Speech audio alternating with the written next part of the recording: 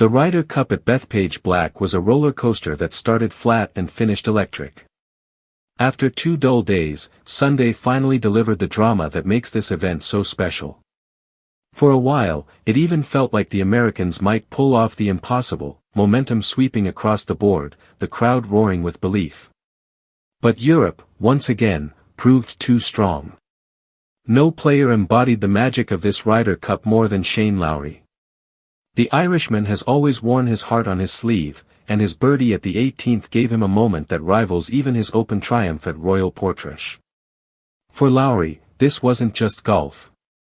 It was pride, passion, and pure joy. The larger story, though, is European dominance. For all the talk of home course advantage, it's Europe that continues to define this era, winning 11 of the last 15 cups and twice on U.S. soil in recent years. American stars, meanwhile, continue to underperform.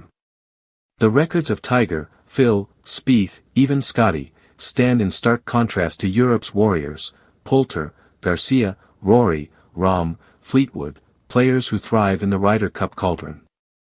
Cameron Young was a bright spot for the U.S., playing with grit and flair that could signal a breakout. But elsewhere, it was another reminder that players, not captains, win and lose these battles. Keegan Bradley poured his soul into the week, but he'll be remembered as captain of a home loss, not the competitor he still could have been. Bethpage itself felt muted.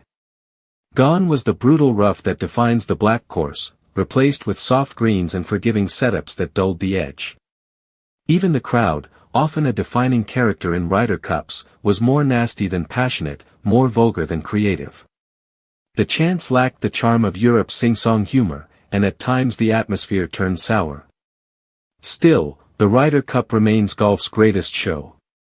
The sounds alone tell the story, cheers rising for every putt, groans for every miss, a soundtrack that can only belong to this event. For players like Matt Fitzpatrick, who rediscovered his form with a brilliant week, it was redemption.